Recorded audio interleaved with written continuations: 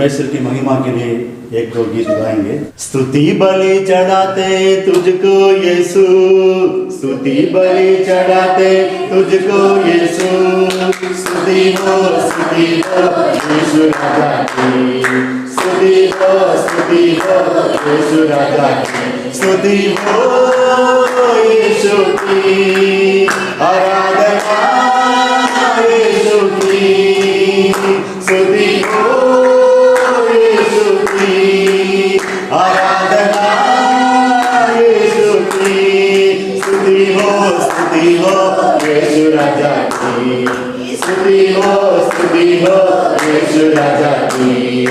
ढेर बलि चढ़ाते तुझको यीशु, ढेर बलि चढ़ाते तुझको यीशु, स्तुति हो यीशु राजा की, स्तुति हो यीशु राजा की, स्तुति हो यीशु की, आराधना यीशु की, स्तुति हो यीशु की, आराधना यीशु की, स्तुति हो यीशु राजा की, स्तुति हो यीशु राजा की। मैं परमेश्वर को धन्यवाद देती हूँ कि परमेश्वर ने आज आप लोगों के बीच में मुझे खड़ा किया है। ஆண்டவருக்கு நன்றி செலுத்துகிறேன். ஆண்டவர் என்னை உங்கள் மத்தியிலே நிற்க செய்தார். जिस प्रकार मेरे पति ने बताया, எப்படியாக என்னுடைய கணவர் சொன்னாரோ वैसे ही मैं भी प्रभु के लिए फरवरी 9 तारीख को 1994 में उत्तर भारत में सेवकाई के लिए समर्पण की थी। அப்படியே நானும் பிப்ரவரி 1994 வருஷத்திலே நானும் அர்ப்பணித்தேன். आश्चर्य की बात यह है कि हम लोग दोनों जन एक ही सेवक के प्रचार में और एक ही दिन में समर्पण किए हैं। ஆச்சரியம் என்னவென்றால் நாங்கள் இருவரும் ஒரே தேவனுடைய மனிதனுடைய வார்த்தையை கேட்டு அர்ப்பணித்தோம் ஒரே நாளில். मेरी समर्पणता इस प्रकार हुई 1994 में जब मैं अपनी कॉलेज में फर्स्ट ईयर पढ़ रही थी। என்னுடைய அர்ப்பணிப்பு இப்படியாக நடந்தது. நான் என்னுடைய கல்லூரியிலே முதலாம் ஆண்டு படித்து கொண்டிருக்கும் போது अगस्टिन जबकुमार अंकल का एक पूरा दिन का रिट्रीट था। அகஸ்டின் ஜெபகுமார் अंकलுடைய रिट्रीट ஒரு நாளுக்கு இருந்தது. और मैं जो है सुबह से ही भीतर में परेशान रही। நான் காலையிலிருந்தே என்னுடைய अंतरंगத்தில் डिस्टर्ब ஆயிருந்தேன். इसका कारण यह था कि अगस्त महीना 3 तारीख को 1993 में, இதற்கு காரணம் என்னவென்றால் ஆகஸ்ட் மாதம் 1ஆம் தேதி 1993 வருஷத்திலே जब बड़े अंकल ने मेरे सिर पे हाथ रख के प्रार्थना किए थे, அகஸ்டின் ஜெபகுமார் अंकल என்னுடைய தலையின் மேல் கைகளை வைத்து ஜெபித்த போது, उस समय भी कॉलेज में प्रचार करने के लिए वे आए हुए थे। அந்த நாளிலேயும் எங்களுடைய கல்லூரியிலே பிரசங்கம் செய்வதற்காக अंकल வந்திருந்தார். और मेरे भीतर में उस दिन सेवकाई के लिए कोई समर्पणता नहीं रहा। அந்த நாளிலே என்னுடைய இருதயத்திலே ஆண்டவருடைய ஊழியத்திற்கென்று அர்ப்பணிப்பு இல்லாது இருந்தது. क्योंकि मैं जो है परमेश्वर से लड़ाई कर रही थी कि उसने मुझे MBBS पढ़ने के लिए अनुमति नहीं दी। என்னவென்றால் நான் அந்த நாட்களிலே ஆண்டவரோடு போராடி கொண்டிருந்தேன், என்னை MBBS படிக்க வைக்கவில்லை என்று. और तो इसीलिए जो है मेरा हृदय बिल्कुल कठोर था। ஆகவே என்னுடைய இருதயம் முழுவதுமாய் கடினமாய் இருந்தது. लेकिन उसका पहला दिन जो है मैं बहुत प्रार्थना की।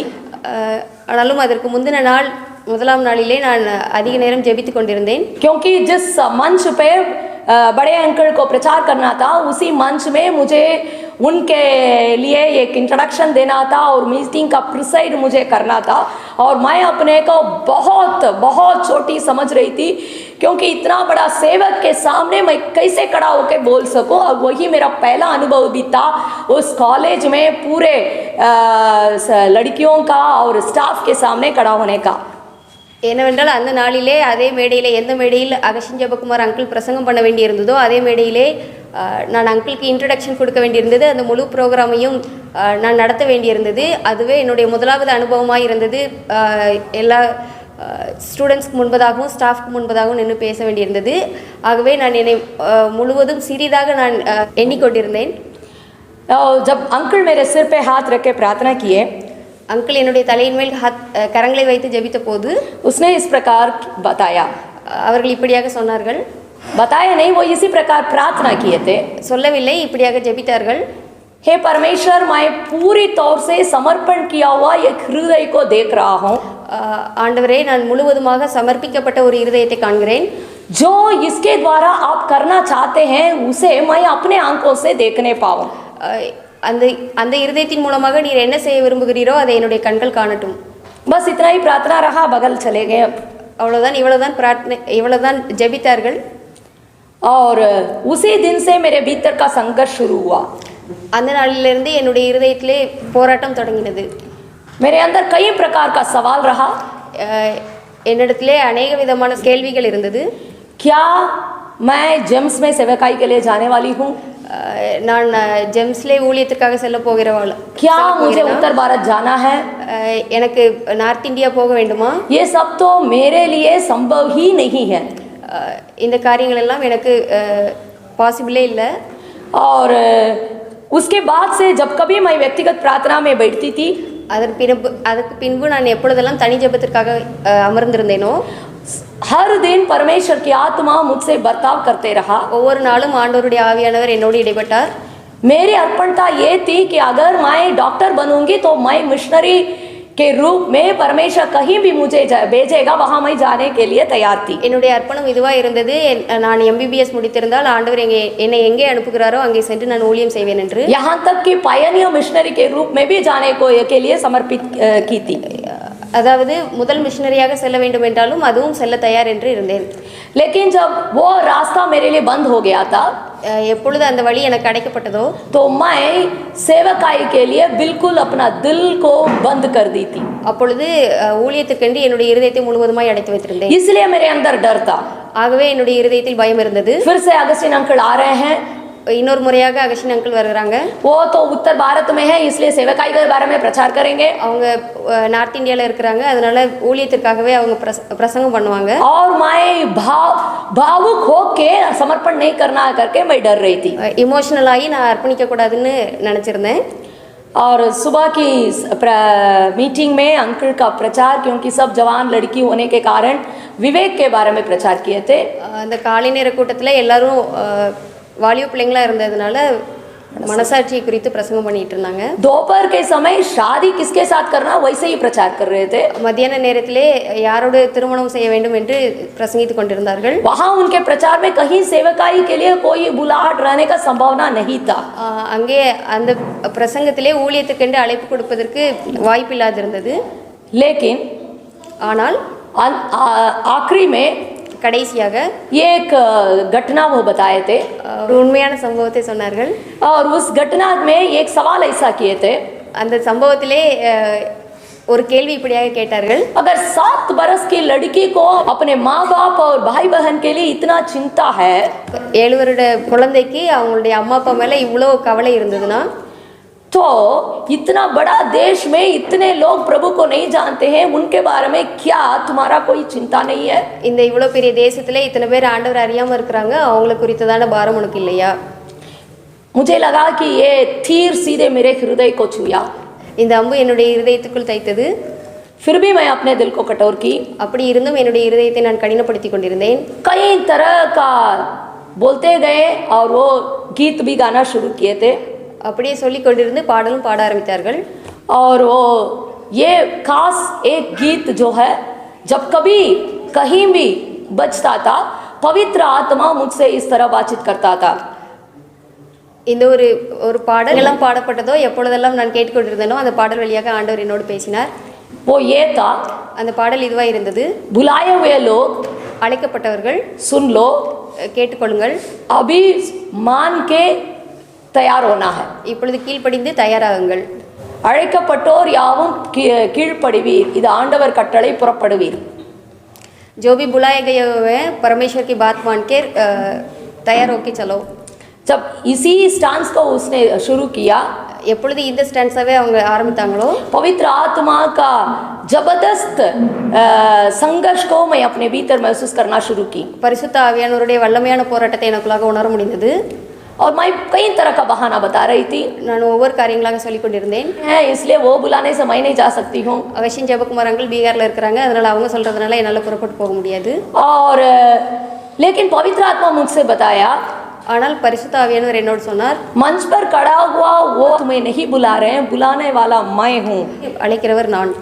उसी समय அந்த நேரத்திலே अंकल तुरंत அங்கிள் உடனடியாக அழைக்கிறார் இயேசு वो पद में आ गए थे. அழைக்கிறார் இயேசு என்ற இதை பாட ஆரம்பித்தாங்க. मुझे तो जबरदस्त धक्का लगा. எனக்கு வல்லமையான தாக்கல் உண்டாயிருந்தது. और बीच में रुक गए थे. இடையில நிப்பாட்டிட்டாங்க. वो बोलने लगे, இப்படியாக சொல்ல ஆரம்பித்தாங்க, मैं देख रहा हूँ कि पवित्र आत्मा जबरदस्त किसी के हृदय में संघर्ष कर रहे हैं. நான் காண்கிறேன் பரிசுத்த ஆவியானவர் சிலருடைய இருதயங்களிலே வல்லமையாக கிரியை செய்து கொண்டிருக்கிறார். आगे अपने हृदय को कठोर ना करें, இன்னும் தங்களுடைய இருதயத்தை கடினப்படுத்தாதீங்க. परमेश्वर के लिए अपने आप को समर्पित करें. ஆண்டவருக்காக உங்களையே சமர்ப்பிங்க. इस बात पर இந்த விஷயத்துல मैं डर गई. நான் பயந்தவளா இருந்தேன். क्योंकि ஏனென்றால் कॉलेज में मुझे सब कोई जानते थे. காலேஜில் எல்லாருக்கும் என்ன தெரியும். सब मेरे बारे में सोचते थे बहुत आत्मिक व्यक्ति है. எல்லாரும் என்னை பற்றி யோசிச்சாங்க, நான் பயங்கர ஆவிக்குரிய மனுஷன்ட்டு. कोई नहीं जानता था मेरा दिल का कठोरता के बारे में. யாருக்கும் தெரியாது என்னுடைய இருதயத்தின் கடினத்தை பற்றி. इसलिए ஆகவே मैं दो बात से डर गई थी. நான் இரண்டு விஷயங்களை குறித்து பயந்திருந்தேன். सबसे आगे बैठी हुई थी क्योंकि पूरा भीड़ था. நான் முதலாவது முன்வரிசையில் அமர்ந்திருந்தேன், ஏன்னா நிறைய கூட்டமாக இருந்தது. अंकल आकर मेरे सिर पर हाथ नहीं रखना है. அங்கிள் வந்து என் தலை மேலே கை வைக்கக்கூடாது. दूसरी बात, ரெண்டாவது காரியம், मंच में ही नाम लेकर नहीं बुलाना है. மேடையில் என் பேரை சொல்லி கூப்பிடக்கூடாது. अगर इन दोनों में एक बात हो गया मेरा अपमान ही हो जाता. இந்த ரெண்டு விஷயத்தில் ஏதாச்சும் ஒன்று நடந்ததுன்னா எனக்கு ரொம்ப அசிங்கமாக போயிடும். इसीलिए ஆகவே मैं हाथ उठाई थी. நான் கைகளை உயர்த்தினேன். तुरंत यीशु मसीह के नाम से आमीन. உடனடியாக இயேசு கிறிஸ்துவின் நாமத்தினால ஆமென் சொல்லிட்டேன். इससे मेरा डर और बढ़ गया. இதனால எனக்கு இன்னும் பயம் அதிகமாயிடுச்சு. मैं सोचने लगी इतना लंबा बोलते जा रहे थे, इतना बार जैसे मैं हाथ उठाई कैसे प्रार्थना समाप्त हो गई. இவ்வளோ நேரம் இவ்வளோ பெரிய பிரார்த்தனை பண்ணிட்டு இருந்தாங்க, நான் கை உயர்த்தேன், எதுக்கு பிரார்த்தனை ஸ்டாப் பண்ணிட்டாங்கன்ட்டு. तो क्या परमेश्वर आप मेरे लिए सिर्फ इंतजार कर रहे थे?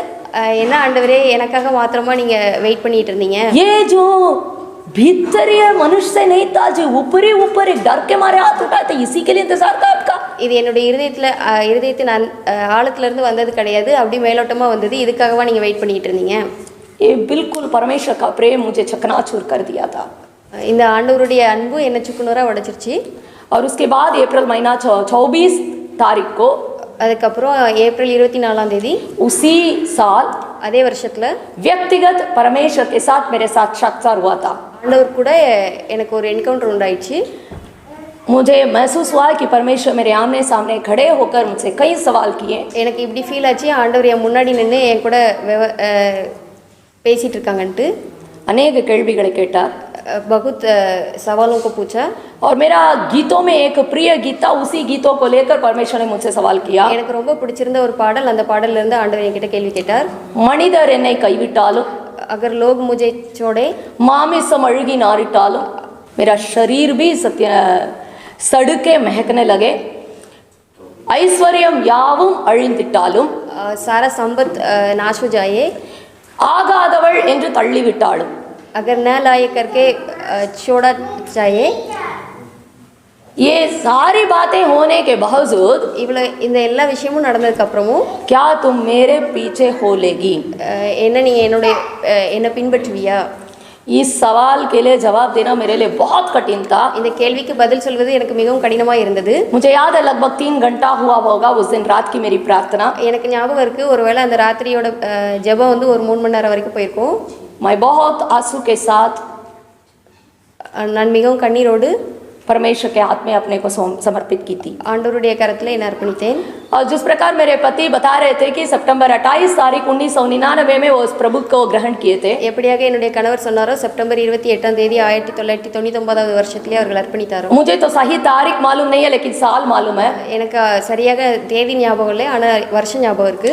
एक दिन सितंबर महीना में ही ஒரு நாள் செப்டம்பர் மாதத்திலேயே रात में बहुत एकदम परमेश्वर के आत्मा के साथ मिलते हुए आराधना करते करते सो गए. ஆண்டவருடைய ஆவியானவரோடு கூட இணைந்து ஆராதித்து கொண்டே நான் தூங்கிவிட்டேன். उस समय मैं बबुआ में थी. அந்த நாளில் நான் பபுவால இருந்தேன். और रात में मैं एक सपना देखी थी, இரவில் ஒரு கனவு கண்டேன். उसमें एक लंबा आदमी அதில் ஒரு வளர்ந்த மனிதர் एक नाव पे ஒரு படகுல मेरे बगल में என் பக்கத்தில் बैठ के உட்காந்து हम लोग दोनों एक झील में जा रहे थे. நாங்கள் ஒரு ஏரியில் போயிட்டு இருந்தோம். सुबह मैं उठ गई थी, காலையில் எழுந்திருந்தேன். मैं बोली ये परमेश्वर इस प्रकार का कोई विचार मेरे मिल में था ही नहीं. ஆண்டவரே இப்படிப்பட்ட எண்ணங்கள் என்னுடைய சிந்தனையில இல்லாது இருந்தது. सच बात बताऊं तो उन दिनों में मैं परमेश्वर से बार बार प्रार्थना कर रही थी, हे परमेश्वर बस बोल दीजिए कि तुम शादी मत करो, भाई उसी का इंतजार मेरा है. அந்த நாட்களில் நான் திரும்ப திரும்ப ஜெபம் பண்ணிட்டு இருந்தேன், ஆண்டவரே கல்யாணம் மட்டும் பண்ண வேண்டாம்னு சொல்லிருங்கன்ட்டு. लेकिन मेरे बगल में एक आदमी बैठा है परमेश्वर, ஆனால் என் பக்கத்தில் ஒரு மனுஷன் உட்கார்ந்துருக்கிறார். मैं तो किसी आदमी के बगल में बैठने वाले नहीं थी, நான் வேற எந்த மனுஷங்க பக்கத்தில் நான் உட்கார்றது கிடையாது. और इसलिए मैं तो समझ गई थी वो पति के अलावा कोई मेरे बगल में बैठ नहीं सकता है. அதனால எனக்கு புரிஞ்சிச்சு அது கணவர் தவிர வேற யாருமா இருக்காது. तो फिर मैं प्रार्थना करने लगी, திரும்பவும் நான் ஜெபம் ஆரம்பித்தேன். हे परमेश्वर ஆண்டவரே ये बर्तन मुझसे दूर हो जाए, இந்த பாத்திரம் என்னை விட்டு நீங்கி போகட்டும், मुझे अनुमति दीजिए எனக்கு பெர்மிஷன் கொடுங்க, ताकि मैं आपका सेवकाई நான் உங்களுடைய ஊழியத்தை செய்வதற்கு तन मन के साथ என்னுடைய முழு இருதயத்தோடும் पूरे लगन के साथ முழு உற்சாகத்தோடும் करने पाए. செய்யட்டும். क्योंकि ஏன்னா मेरे मन में एक गलत फहमी थी, என்னுடைய இருதயத்தில் ஒரு தவறான எண்ணம் இருந்துச்சு.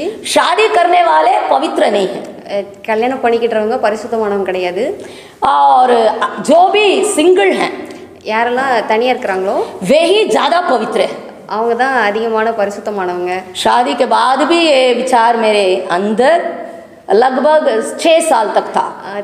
திருமணம் ஆகின பின்பு 6 வருஷம் வரைக்கும் இதே என்னுடைய இருதயத்தில் இருந்துச்சு. मैं आपको बताना चाहूँगी, நான் உங்களுக்கு சொல்ல விரும்புகிறேன். अनपरा में सेवकाई के लिए बहन लोगों की मीटिंग के लिए मैं जा रही थी. அன்பராவில் ஒரு பெண்கள் கூட்டத்துக்காக போயிருந்தோம். हम लोग एक गाड़ी बुक करके जा रहे थे, हम लोग दोनों पति पत्नी और शालोम छोटा था. நாங்கள் வண்டி புக் பண்ணி போனோம். நானும் என்னோட கணவர் ஷாலும் சின்னதாக இருந்தான். शायद हम लोग रेणुकूट पार किए होंगे. நாங்கள் ரேணுக்கூட்டை கடந்ததுக்கப்புறம் पवित्र आत्मा ने मुझसे बातचीत किया. பரிசுத்த ஆவியானவர் என்னோட பேசினார். शायद मालूम नहीं आप लोग कितने लोग इस पर ध्यान किए होंगे.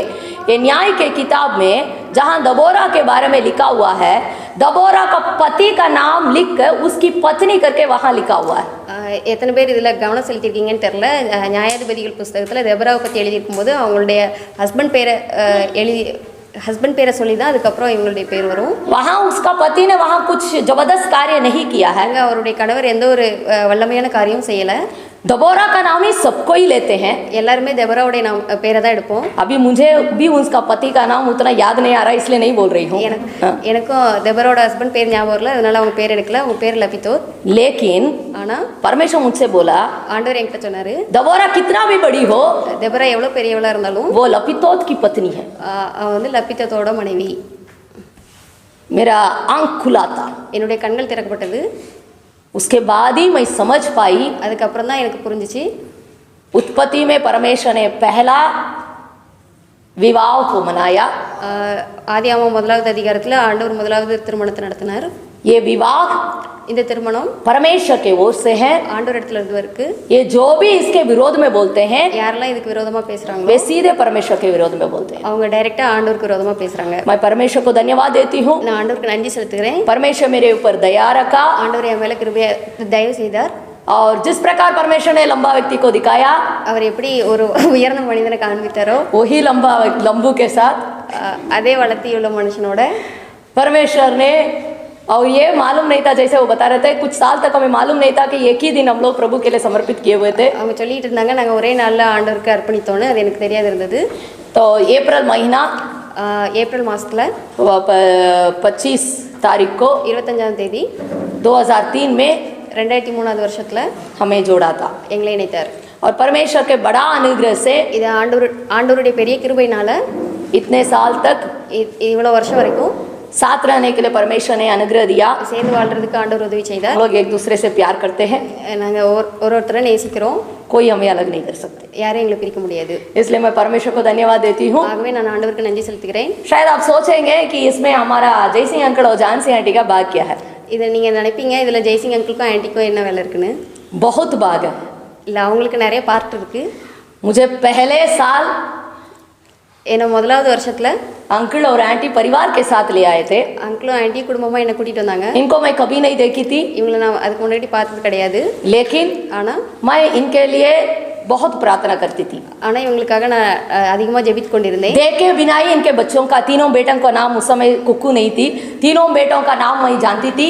அவங்கள பார்க்காம எனக்கு அவங்க 3 பசங்களுடைய பேரும் தெரியும். அப்போ குக்கில் இருந்தா और मुझे मालूम था वो तीनों बेटे किस किस क्लास में पढ़ते थे। எனக்கு தெரிஞ்சிருந்தது அவங்க 3 பசங்களும் எந்தெந்த கிளாஸில் படிக்கிறாங்கன்னு. और परमेश्वर ने मुझे दिखाया भी था। ஆண்டவர் எனக்கு காண்பிக்கவும் செய்தார். पहले बार उत्तर भारत आने के लिए मैं प्रार्थना कर रही थी, कैसे जाऊं, किसके साथ जाऊं, कहाँ जाऊं, कुछ मुझे पता नहीं है करके मैं जब प्रार्थना कर रही थी। முறையாக வட இந்தியா வர்றதுக்காக நான் எப்படி போவேன் என்ன எனக்கு எதுவும் தெரியல. நான் ஜெபித்து கொண்டிருந்த போது मैं जरूर इनका चेहरा को नहीं देखी थी, इसलिए मैं स्वप्न में उसको नहीं पहचान पाई। நான் கண்டிப்பாக இவங்களுடைய முகத்தை பார்க்கல, அதனால எங்களுக்கு அது சரியா எனக்கு தெரியல. लेकिन एक मालूम था, ஆனால் எனக்கு ஒன்று தெரிஞ்சிருந்தது. एक परिवार के साथ मैं आई थी। ஒரு குடும்பத்தோட நான் வந்துட்டு இருக்கேன். वैसे ही அப்படியே अंकल आंटी और तीनों बेटे उस दिन हम लोग नागरकोइल से निकले थे। அங்கிள் ஆன்ட்டி அவங்களுடைய 3 பிள்ளைகளோடு கூட சேர்ந்து நாங்கள் கிளம்பணும். इसलिए मुझे ले आए, मैं परमेश्वर को धन्यवाद देती हूँ। அவங்க என்னை கூட்டிகிட்டு வந்தாங்க, நான் ஆண்டவருக்கு நன்றி செலுத்துகிறேன். मुझे ले आने के कारण என்னை கூட்டிகிட்டு வந்தது காரணம் उनको बहुत निंदा सहना पड़ा, அவங்களுக்கு அநேக கஷ்டங்களை சகிக்க வேண்டியிருந்தது. बहुत सकेत रास्ता में उनको जाना पड़ा। நேரவான பாத்தில் அவங்களுக்கு போக வேண்டியிருந்தது.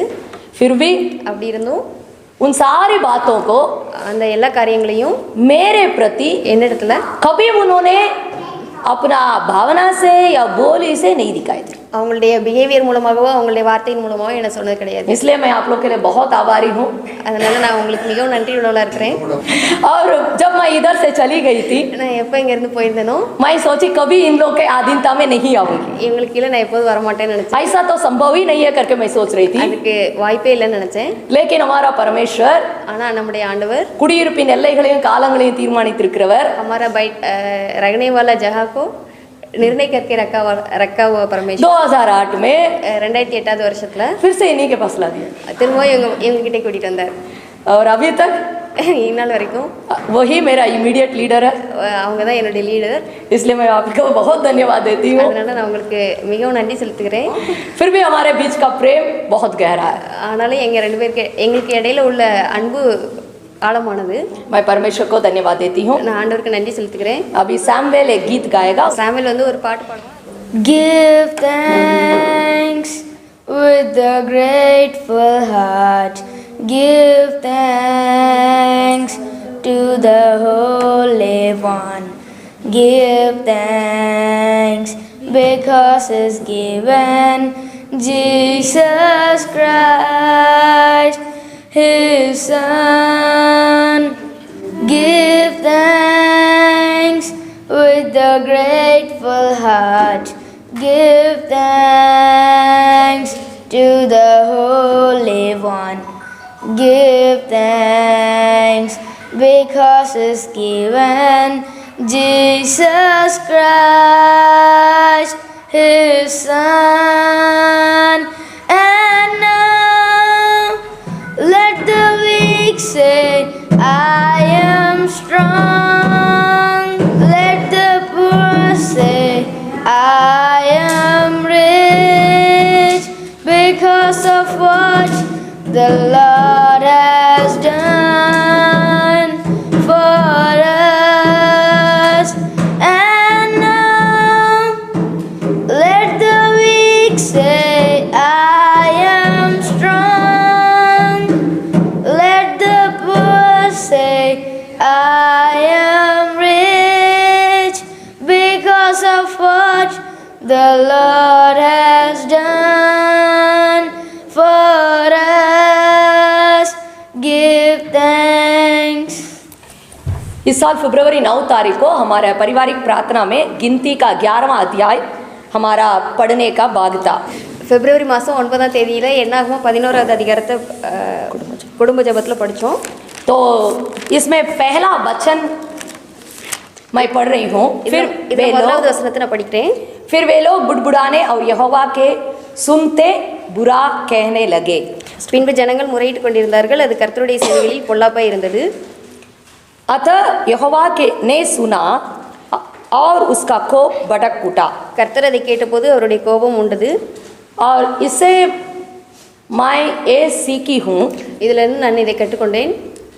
यहाँ लोग बुड़बुड़ा रहे हैं, இங்கே ஜனங்கள் முறுமுறுத்து கொண்டிருக்கிறார்கள், முறையிட்டு கொண்டிருக்கிறார்கள்.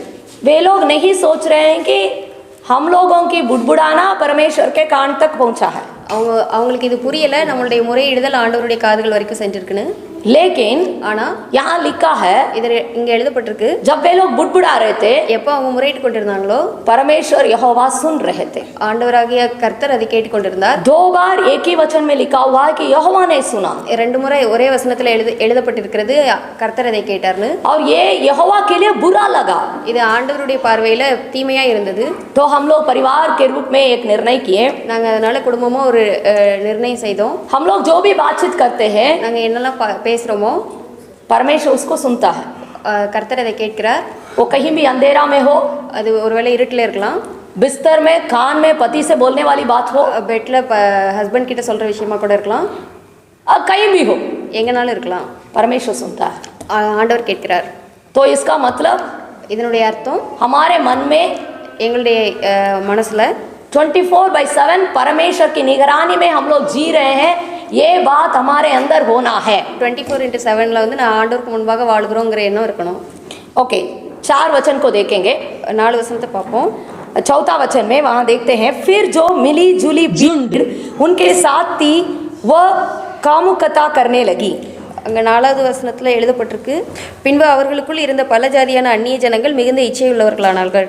यहाँ लिखा है मिली जुली झुंड. இங்கே எழுதப்பட்டிருக்கு அவர்களுக்குள்ளே இருந்த பல ஜாதியான அந்நிய ஜனங்கள். ओके, मिली जुली झुंड हमारे साथ भी रहती है. பல ஜாதியான ஜனங்கள் நம்ம கூட இருக்கிறாங்க. कुछ लोग समर्पणता के साथ हमारे साथ जुड़े रहते हैं. சிலர் வந்து அர்ப்பணிப்போட நம்ம கூட சேர்ந்திருக்கிறாங்க. कुछ लोग प्रभु को जानते ही नहीं है. சிலர் ஆண்டவரை அறியவே இல்லை. तो इस प्रकार मिली जुली झुंड हमारे साथ भी है. அப்படியாக பலதரப்பட்ட மக்கள் நம்மளோட கூட இருக்கிறாங்க. यहाँ के घटना में இங்க உள்ள சம்பவத்தில் मिली जुली झुंड पहले उनके मन में बुरी विचार आई थी. பலதரப்பட்ட அந்த ஜனங்களுடைய இருதயத்தில் தீமையான எண்ணம் வந்துச்சு. वो ऐसे ही ट्रांसमिट हुआ इस्राएल लोगों के बीच में. அது அப்படியே இஸ்ரவேல் ஜனங்களுக்குள்ளாகவும் கடந்து வந்துச்சு. हो सकता है यही बात हमारे साथ के रहने वालों के बीच में भी हो सकता है. ஒருவேளை இதே காரியம் நம்ம கூட சேர்ந்திருக்கிறவங்களுக்குள்ளேயும் இருக்கலாம். और आगे अगर देखेंगे, அதுக்கப்புறமா நம்ம பார்ப்போம்னா वो बात मूसा के अंदर भी चला गया. அதே காரியம் மோசேக்குள்ளாகவும் கடந்து போயிடுச்சு. उसको हम लोग अगर पढ़ेंगे, அதை நம்ம படிச்சோம்னா 11वां वचन में हम देखते हैं, 11வது வசனத்தில் பார்க்கிறோம். तब मूसा ने यहोवा से कहा, அப்பொழுது மோசே கர்த்தரை நோக்கி, उस बहुत लंबा वचन है, हम लोग जानते हैं, அது பெரிய வசனம், நம்ம அதை அறிந்திருக்கிறோம். वो एक सवाल करता है, ஒரு கேள்வி கேட்கிறார், क्या इन पूरे भीड़ को मैंने जन्माया? இந்த எல்லா கூட்டத்தையும் நானா பெற்றெடுத்தேன்? क्या इन लोग का बाप मैं हूँ? இவங்க எல்லாருடைய தகப்பன் நானா? सोचिए, யோசிச்சு பாருங்க. वो बुड़बुड़ाने की बात कहाँ से शुरू हुई? முறையிடுற காரியம் எங்கிருந்து ஆரம்பிச்சிச்சு? मिली जुली झुंड में, பலதரப்பட்ட ஜனங்கள் சேர்ந்திருந்த கூட்டத்துல இருந்து. लेकिन ஆனா अभी किसके ऊपर उसका असर आया? அது யார்கிட்ட இப்ப பிரதிபலிச்சிட்டு இருக்கு? लीडर के ऊपर, அந்த தலைவர்கிட்ட. ये अगुवा नीचे उन लोगों के साथ लड़ाई नहीं कर सकता है. இந்த தலைவன் அவங்க கீழே இருக்கிற ஜனங்களோட சண்டை போட முடியாது. ये किसके साथ लड़ाई करेगा? யார்கிட்ட சண்டை போடுவாரு? ये किसके साथ अपने मन की मोटापन की बातों को दिखाएगा? இவர் யார்கிட்ட அவருடைய இருதயத்தின் கடினமான தன்மைகளை காட்டுவார்? वो परमेश्वर के साथ ही करता है. ஆண்டவர் கிட்ட தான் காட்டுவாரு. वो परमेश्वर से बोलता है, அவர் ஆண்டவர் கிட்ட சொல்றாரு. बहुत उल्टी सीधी बातें वहां पर हो रही है. அங்க நிறைய மாறுதலான காரியங்களை பார்க்கிறோம். परमेश्वर का प्रेम को हम लोग यहाँ देखते हैं. ஆண்டவருடைய அன்பை இங்க நம்ம பார்க்கிறோம். परमेश्वर वहां का समस्या को हल करने के पहले, அங்க இருக்கிற பிரச்சனையை தீர்க்கும் முன்பதாக, परमेश्वर अपने दास के मन को, अपने दास के अंदर की उस कमी को सही करने का कार्य करता है. தன்னுடைய மோசே கிட்ட இருக்கிற அந்த இருதயத்தோட கடினமான தன்மைகளையும் அவர்கிட்ட இருக்கிற பிஹேவியர்ஸை சரி பண்றதுக்கு ஆண்டவர் முயற்சிக்கிறார். परमेश्वर मूसा की उस बातों से गुस्सा नहीं किया। ஆண்டவர் மோசேயுடைய அந்த காரியங்களை குறித்து கோவப்படல. परमेश्वर समझ रहा था, ஆண்டவர் அதை புரிந்து கொண்டார். परमेश्वर इसलिए वहां पर बताते हैं, அதனால தான் ஆண்டவர் இங்க சொல்றாரு, 70 लोगों के अंदर 70 பேருக்குள்ளாக तुम्हारे अंदर जो आत्मा है உன்கிட்ட என்ன ஆவி இருக்கோ वही आत्मा को मैं रखूंगा। அதே ஆவியை அவங்களுக்குள்ளாக வைப்பேன். मैं तुम्हारा समस्या को पहले हल करता हूँ। நான் உன்னுடைய பிரச்சனையை முதலாவது தீர்க்கிறேன். परमेश्वर इतना बोलने के बाद भी ஆண்டவர் இவ்வளவுத்த சொன்னதுக்கு அப்புறமும் आगे हम पढ़कर देखते हैं, அதுக்கு அடுத்து நம்ம படிக்கிறோம். परमेश्वर वहां बोलते हैं, ஆண்டவர் அங்க சொல்றாரு, 1 महीना तक 1 மாசம் வரைக்கும் तुम्हारे साथ के लोग मीट खाएंगे। உன் கூட இருக்கிறவங்க நான்வெஜ் சாப்பிடுவாங்க. मूसा का आंख अभी तक सही ढंग से दिखाई नहीं दिया। மோசேயோட கண்களுக்கு இன்னர வரைக்கும் சரியா அது படல. उनका आंख धुंधला हो गया, அவனுடைய கண்கள் மங்களா இருந்தது. वो परमेश्वर जो बातों को उनसे बताने के लिए चाहता है उन बातों को समझ नहीं पा रहा है। ஆண்டவர் வந்து மோசே கிட்ட என்ன சொல்லணும்னு என்ன சொல்லிட்டு இருக்காரோ அதை அவனால புரிந்து கொள்ள முடியல. इसलिए वो परमेश्वर से फिर से सवाल करते हैं, அதனால அவர் திரும்பவும் ஆண்டவர் கிட்ட क्वेश्चन கேக்குறாரு, हे परमेश्वर, ஆண்டவரே, क्या आप नहीं जानते कि मेरे साथ मात्र पुरुष ही 6 लाख लोग हैं? உங்களுக்கு தெரியாதா என் கூட புருஷங்க மட்டும் 6 லட்சம் பேர் இருக்காங்க. और आप कह रहे हैं कि 1 महीना तक इन्हें मैं मीट खिलाऊंगा। நீங்க சொல்றீங்க உங்களுக்கு 1 மாசம் வரைக்கும் நான் ये இறைச்சி कैसे संभव है? இது எப்படி சம்பவம் ஆகும்? और परमेश्वर वहां फिर से मूसा से बोल रहे हैं, ஆண்டவர் திரும்பவும் அங்க மோசே கிட்ட சொல்றாரு, पहले तुम खड़े होकर देखो, मेरा हाथ छोटा नहीं है। முதலாவது நீ நின்னு பாரு, என்னுடைய கரம் குறுகினது இல்லைன்னு. और फिर आगे बढ़ते हैं, அதுக்கு அடுத்து போகுது, वहां पर परमेश्वर मूसा का समस्या का समाधान पहले करते हैं। முதலாவது மோசேயுடைய பிரச்சனைக்கு ஆண்டவர் தீர்வு கொண்டு வராரு. 70 लोगों को नाम मूसा ने दे दिया प्रभु के पास। 70 பேரோட பேரை மோசே ஆண்டவர் கிட்ட கொடுத்துட்டாரு. वहां 2 जन जहां बुलाए गए थे वहां पर नहीं आए। அதுல 2 பேர் அழைக்கப்பட்டவங்க அங்க வரல. और वे लोग अपने ही तंबू में थे। அவங்க அவங்களுடைய கூடாரத்திலே இருந்தாங்க. हो सकता है उनमें उनके मन में इस प्रकार की भावना हो, ஒருவேளை இப்படி இருந்திருக்கலாம் அவங்களுடைய இருதயத்துல, ये बुलाने से मुझे क्यों जाना है, இவன் கூப்பிடுறதுனால நான் ஏன் போகணும், ये बड़ा अगुवा है। இவன் என்ன பெரிய லீடரா, इस प्रकार का बुड़बुड़ाने के बाद उनके मन में रहा होगा, அவங்களுக்குள்ளாக இப்படிப்பட்ட முறுமுறுக்கிற காரியங்கள் இருந்திருக்கலாம். इसलिए वे नहीं आए। அதனாலதான் அவங்க வந்திருக்க மாட்டாங்க. लेकिन ஆனா मूसा नाम दे दिया, மோசே பேர் கொடுத்துட்டாரு. परमेश्वर ने उस आत्मा को उनके अंदर भी डाल दिया। ஆண்டவர் வந்து அதே ஆவி அவங்க 2 பேத்துக்குள்ளாகவும் கொடுத்தாரு. वे भविष्यवाणी करने लगे। அவங்க 2 பேரும் தீர்க்கதரிசனம் சொல்ல ஆரம்பிச்சாங்க. वहां यहोशू के अंदर அங்க யோசுவாவுக்குள்ளாக परमेश्वर के लिए दुन उठ रहा है, ஆண்டவருக்காக வைராக்கியம் உண்டாகுது. और वो बोल रहा है, அவர் சொல்றாரு, ए मूसा, மோசேயே सुनिए, கேளுங்க, हे प्रभु सुनिए, ஆண்டவரே கேளுங்க, यहाँ पर 2 जन जो यहाँ नहीं आए वो भी भविष्यवाणी कर रहे हैं, இங்க வராத 2 பேரும் அங்க உட்கார்ந்து தீர்க்கதரிசனம் उनको रोकिए। அவங்கள முதல்ல ஸ்டாப் பண்ணுங்க. अभी मूसा सही हो गए। இப்போ மோசே சரியாயிட்டாரு.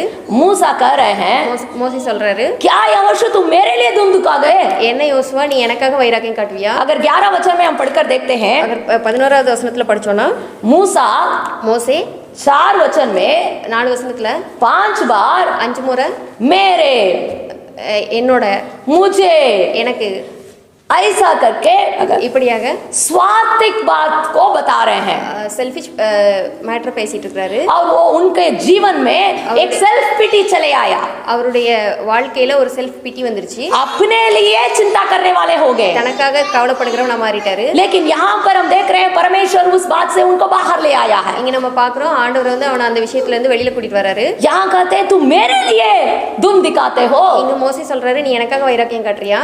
अगर मैं परमेश्वर के स्थान में होती, ஒருவேளை நான் ஆண்டவருக்கு முன்பாக இருந்திருந்தேன்னா, मैं इस प्रकार बोलती मूसा से, நான் இப்படி மோசே கிட்ட சொல்லிருப்பேன், हे मूसा, மோசே अभी तक तुम कैसा मुझसे बोल रहा था, நீ இவ்வளவு நேரம் வரைக்கும் என்கிட்ட எப்படி சொல்லிட்டு இருந்த, अभी कैसे तुम्हारा बदल गया। இப்போ நீ எப்படி மாறிட்ட?